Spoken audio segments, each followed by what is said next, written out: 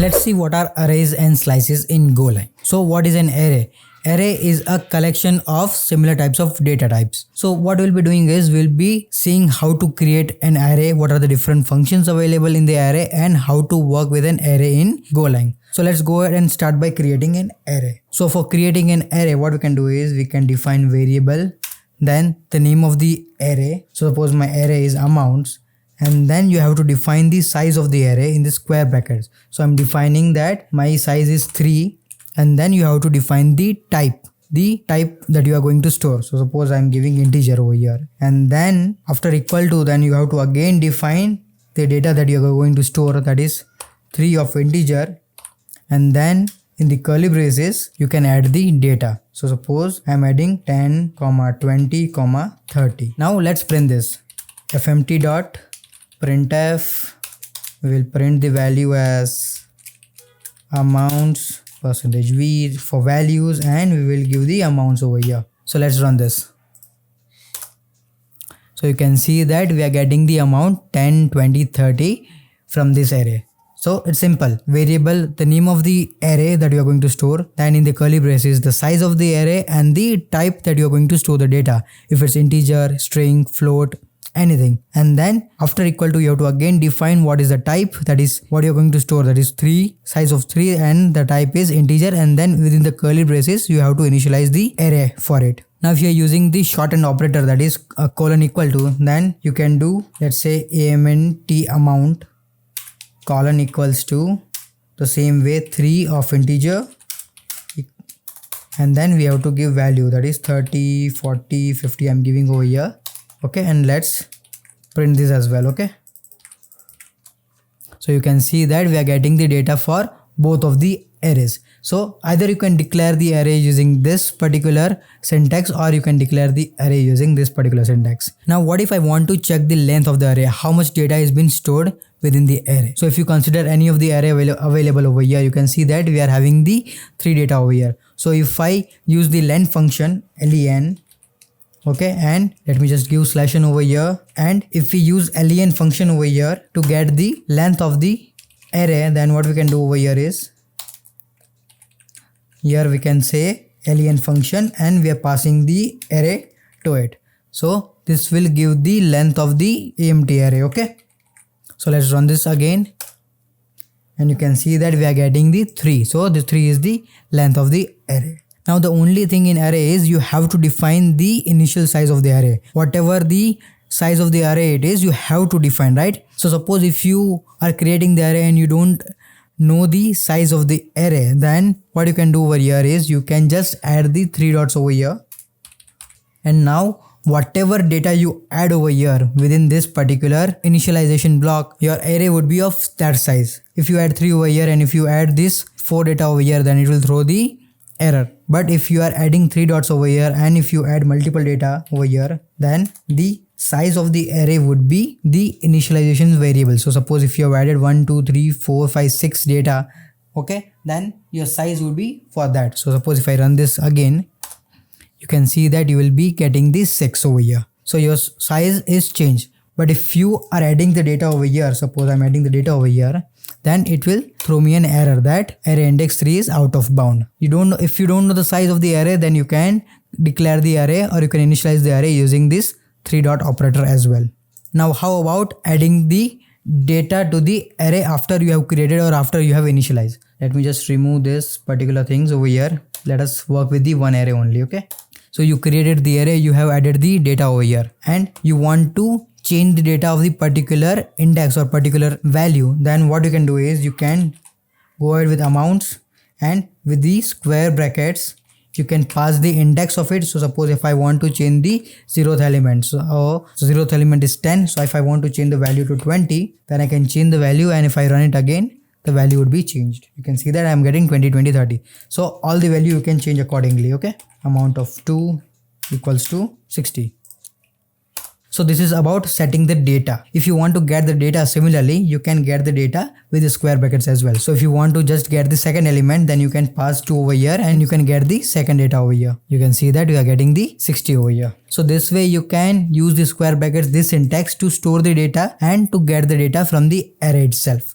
Now suppose if you want to copy the data from one array to another array. So suppose if I'm creating the other array over here, I'm creating a colon equals to amounts over here. Let me print the a also, and let me give the a value over here, and let's give the amount over here. So what will happen is it will copy the entire data from this array to this particular array. So it will copy all the values. So suppose the size of the array is too huge, then it will copy each and every element from that particular array to the other array that you are assigning. So it will take a lot of time when you are working with a very huge array size. Okay, so let's prove that as well. So what I did is I have assigned the amounts array to the a array. Okay, now let's go ahead and change the any one value of the a array. So suppose I'm changing the first value from 10 to 51 over here, and after this I'm printing it again back. Okay, so you can see that the first time the value was 10 20 30 and 10 20 30 for the first two arrays,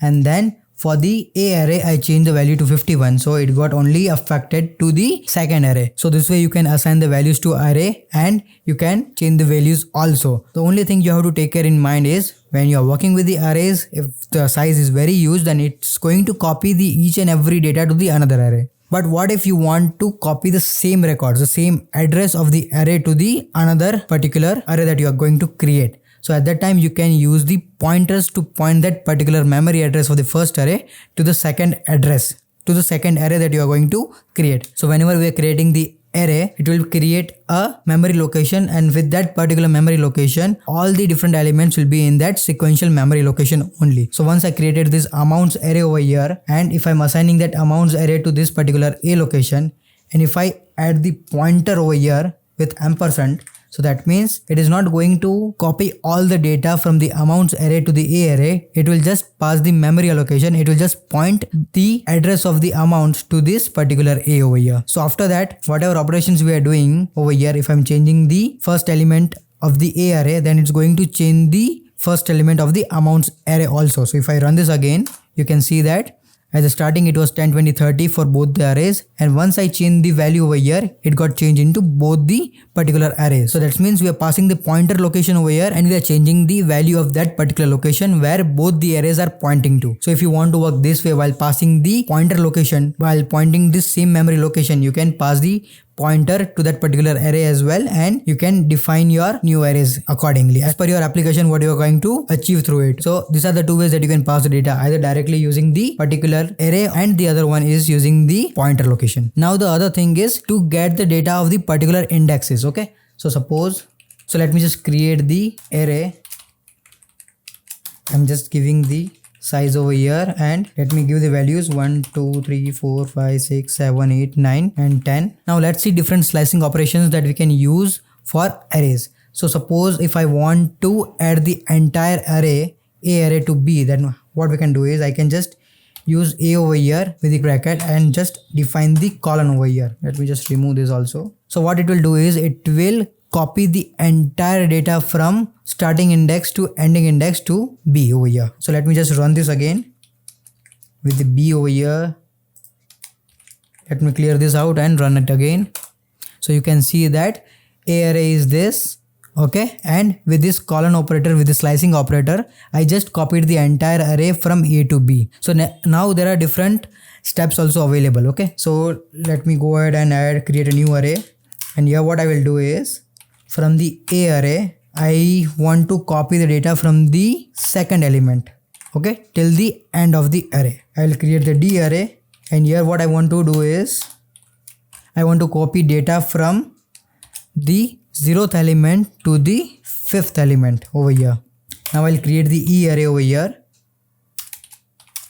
and here what I want to do is I want to copy data from second element to the 7th element. So these are the different slicing operations that we are seeing. Let me just print everything over here, a b c d e. So these are the different operations. Let's run this and see what's going to happen. Okay, so you can see that for the first one we are printing the entire array over here. For the second one we also copied the entire array with the colon operator, so entire array has been copied over here. For the C1, what we did is we started with the second value, okay, the second index, and till the end of the data. So our index is 0 1 2. So it started with here 3, okay, and till end it was going to print. So whenever you are adding the 2 over here, it will include that index, and with that index it will start the data. The next one is A:5, okay. So here what will happen is it will start with 0 index and it will go to the 5th index and it will exclude this 5th index. So it will start with 1 2 3 4 and 5. 5th index is 6, so it excluded from here. The next one is the 2 to 7.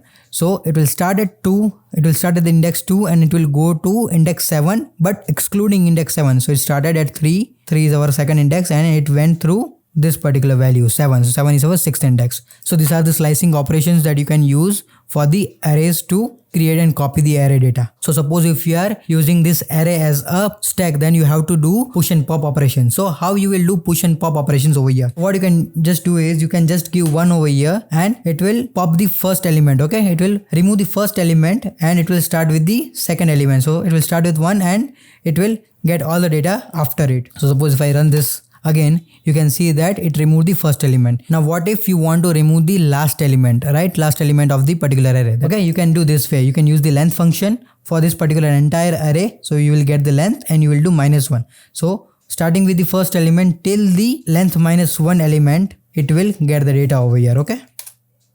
So if you print over here, you can see that from first till 9th you are getting the data for your B array. So this way you can use this for stack and queues also. You can remove first element, last element also using this slicing operations. So these are all the different things that you can use for the arrays. Now there is a multi-dimensional array also available. So let's see how to create a multi-dimensional array. That means array inside an array and how we can use it. So let's go ahead and create that. Let me just clear this information over here. And let me just delete everything from here as well. Now let's go ahead and create a multi-dimensional array. So the syntax is very similar like how we created the array, where we were passing the length of the array. Here we have to pass the length of the main array and pass the length of the inner array as well. So let me just create the variable and here I'll create the identity matrix, okay. And I'm passing like it should be 3 by 3 array. Main array should be of 3 and the inner element should also be of size 3 and it is of type int. And then while creating the array also, what you will be doing is you will be passing the same information that I'm creating 3 by 3 array, and then you will be passing the data within the curly braces. So let's create the curly braces, and inside this curly braces you will be passing the data for each individual internal arrays. So your main array is of 3 by 3 and your internal array is of type 3 only, right? Size 3 only. So you will be creating type 3. It's of integer and you'll be getting the data also. So here I'm giving 1, 0, 0 as I'm creating the identity matrix, okay? Then I'll be creating the second array that is also of type integer of size 3, and here I'll be giving 0, 1, 0, and the third one, the last one, is also of size 3 of integer and the values are 0, 0, 1, and this is my array over here, okay? Sorry, I did a mistake. It should be into over here, okay? Now this array is created over here. Now what we'll do is let's print this e.println, and I'll add the identity matrix over here.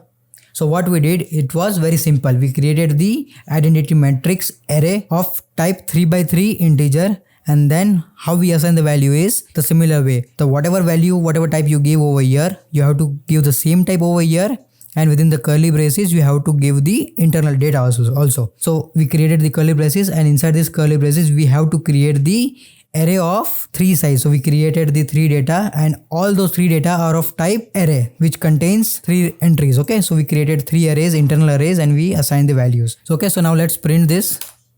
So you can see that we are getting the 3 by 3 array. So this is the main array over here. Inside that main array there are 3 arrays of size 3, and we are having the value 100, 010 and 001. Now if you want to get any particular value out of anything, okay, so suppose if you want to get the value of this particular thing, so if you want to get this particular value, then this is the 0th index of the main array and the 0th index of the internal first array. If I do square braces over here with 0 and 0, then I should get the 1 over here. If I run this again, you can see that I'm getting 1. Let me just change this value to 9, so you will get the proper idea. You can see that I'm getting 9, right? So if you want to get any other value also, this will be 2, right? This will be other value. So this way you can get the values also. If you want to change the values also, then also you can do this identity matrix with square brackets suppose I'm giving 1 2 okay equals to 7 I'm giving over here. Okay, let me just remove this and let's print the entire matrix over here. So you can see that it changed the value, right, for the first index and the second index of that particular array. So that means this is the first index and second index is this 7. So for that the value is changed. So you can get the value and set the value accordingly within the square brackets also. So this is how you will be creating a multi-dimensional array as well. So you can use the same different methods available like length, and you can also do slicing operations and all those particular things that we did for the one-dimensional array. You can use the same over here as well. So this is how you will be working with the multi-dimensional array. So this is all about array. The only disadvantage about array is the size is fixed. Whatever is the size you define at the starting of the array, initializing of the array, that would be the final size of the array. You cannot add extra elements, you cannot add more elements to this particular array. So to overcome that, there is a slices data type available. So let's see how to create slices. So let me just create the array variable a of type 3 integer equals to size 3 of int, and I'm giving 1 2 3 values over here. Okay, and let me print this. So you can see that this is the array that we created. So to overcome this size limit, the slice is been used. So in the earlier you saw that instead of adding the size 3 over there, we were using the 3 dot operator, so that whatever the data you're passing at the initialization of the array, that will be the final size of the array. But what slices is a data type that internally is using the array. So whatever size you define, the array will be created for that particular size. So if you are adding extra data, more data than the size of the array, then it will create a new array out of it internally, and it will copy all the data, and it will also add the new data that you are adding to that particular slice. So just to create a slice, you just have to remove this size information over here, and this is a slice now. So whatever you are aware with the arrays, so similar things is applied to the slices as well. So whatever the functions available, what are the different slices methods and all, whatever we saw till now, right? All those particular things are used over here. Now the only difference is, as slices have its internal structure as an array, it will point to that particular array. Okay, so whenever you are copying the data, it will pass the location of it. Okay, so suppose I created the other variable, right? Variable b of integer equals to a I am passing over here, and if I am doing this thing, okay, you can see that my data has been copied. Now let's change one of the values over here. So what I'm doing is I'm changing the first value to 4 over here. I'm changing the value of a b array. Okay, now let's go ahead and copy this data over here and let's run this again.